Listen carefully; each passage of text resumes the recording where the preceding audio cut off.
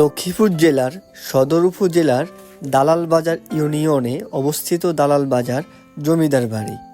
এটি একটি ঐতিহাসিক স্থাপনা যা প্রায় 400 বছর পূর্বে জমিদার লক্ষ্মীনারায়ণ বৈষ্ণব প্রতিষ্ঠা করেন। তার আদি নিবাস ছিল ভারতের কলকাতায়, কিন্তু পরবর্তীতে তিনি লক্ষ্মীপুরে এসে এই জমিদারির সূচনা করেন।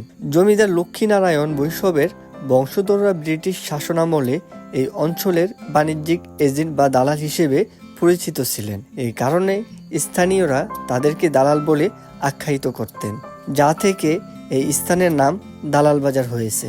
বর্তমানে জমিদার বাড়িটি ভূমি অফিস হিসেবে ব্যবহৃত হচ্ছে, তবে স্থাপনাটিতে তৎকালীন ঐতিহ্যের ছাপ স্পষ্ট পরিলক্ষিত হয়। লক্ষ্মীপুর জেলা শহর থেকে মাত্র 3 কিলোমিটার দূরে অবস্থিত এই জমিদার বাড়িটি। লক্ষ্মীপুর জেলা শহর থেকে মাত্র 3 কিলোমিটার দূরে অবস্থিত এই জমিদার বাড়িটি কালের সাক্ষী হয়ে দাঁড়িয়ে আছে। দালাল বাজার মেইন রোড স্টেশন থেকে প্রায় 1.5 কিলোমিটার দূরে জমিদার বাড়িটি অবস্থিত, যেখানে খুব সহজে যে কোনো যানবাহনের মাধ্যমে যাতায়াত করা যায়। তবে বর্তমানে এই ঐতিহাসিক স্থাপনা সংরক্ষণের অভাবে ধ্বংসের মুখে রয়েছে।